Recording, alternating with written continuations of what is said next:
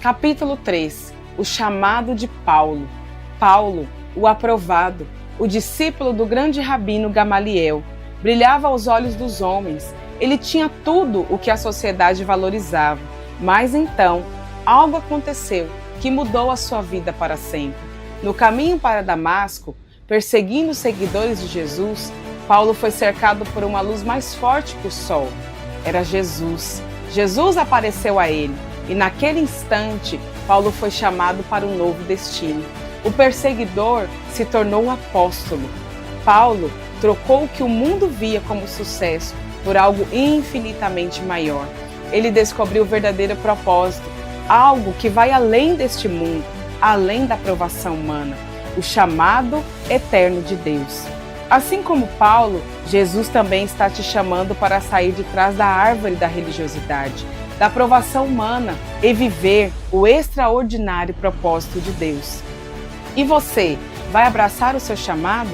Deus está perguntando: onde estás?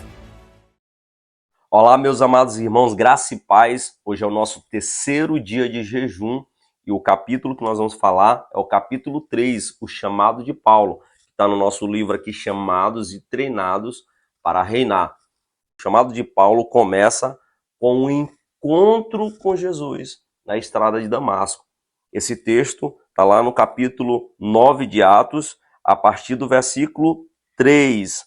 Diz assim: seguindo ele estrada fora, ao aproximar-se de Damasco, subitamente uma luz do céu brilhou ao seu redor, e caindo por terra, ouviu uma voz que lhe dizia: Saulo, Saulo, por que me persegues?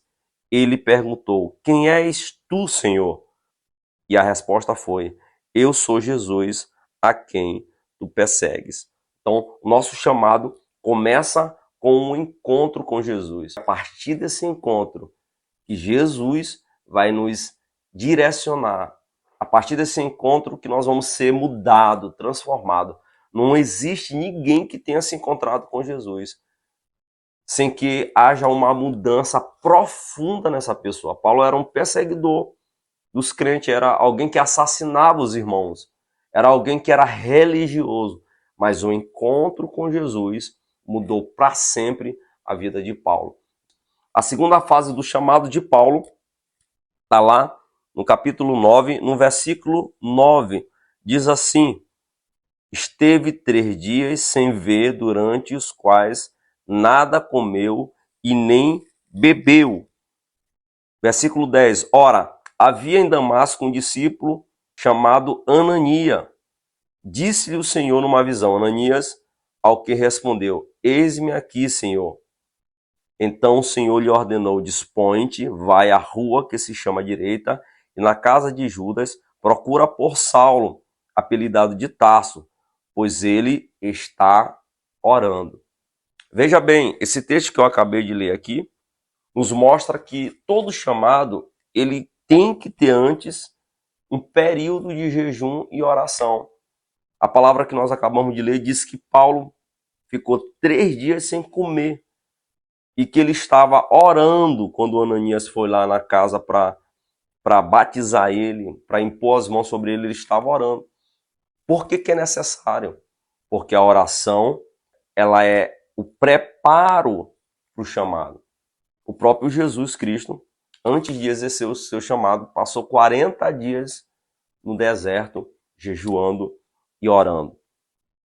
A terceira fase do chamado de Paulo é a fase onde ele é cheio do Espírito Santo. Quero ler com você o versículo 17 do capítulo 9 de Atos. Diz assim: então Ananias foi e, entrando na casa, impôs sobre ele as mãos, dizendo: Saulo, irmão, o Senhor me enviou a saber o próprio Jesus que te apareceu no caminho por onde vinhas, para que recuperes a vista e fiques cheios do Espírito Santo.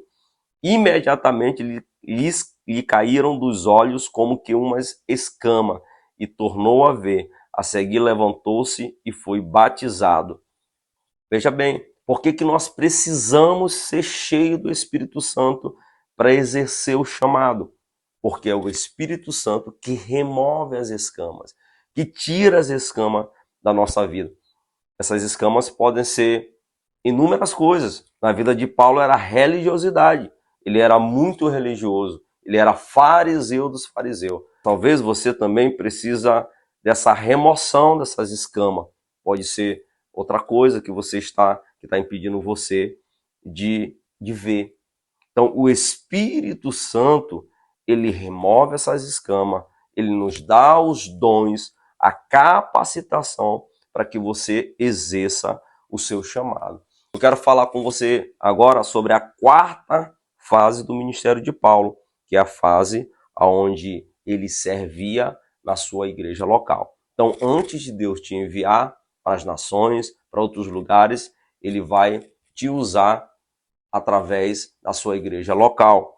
Está em Atos capítulo 13, versículo 1, diz assim, havia na igreja de Antioquia profetas e mestres, Barnabé, Simão, o sobrenome Nigé, Lúcio de Cirene, Manaém, Colasso de Herodes, o tetrarca, e Saulo. Observe que ele está aqui no meio deles. E servindo eles ao Senhor e jejuando, disse o Espírito Santo, separai-me agora Barnabé e Saulo para a obra a que os tenho chamado. Então, jejuando e orando, e impondo sobre ele as mãos, os despediram. Então, não adianta eu querer ir para as nações se eu não consigo servir a minha igreja local. E você, nessa live, comece a se despertar para esse serviço na tua igreja.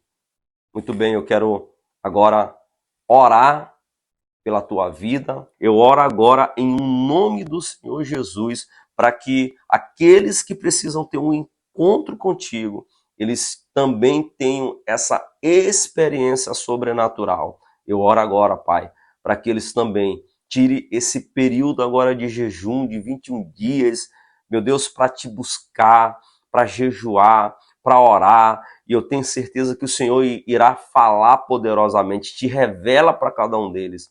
Meu Deus, mas eu oro também nessa live, nesse momento, por aqueles que precisam da capacitação do Espírito Santo, para aqueles que precisam ser cheios do Espírito Santo para desenvolver o seu chamado. E por fé, eu declaro e profetizo, Pai Santo, na vida dos teus filhos, que eles serão luz aonde quer que eles estejam. E em nome do Senhor Jesus, se você crê, diga comigo, amém. Muito bem, esse foi o nosso terceiro dia do nosso jejum, terceira live, e amanhã a gente volta com a nossa live, o quarto dia do nosso jejum. Fica na paz, Deus abençoe.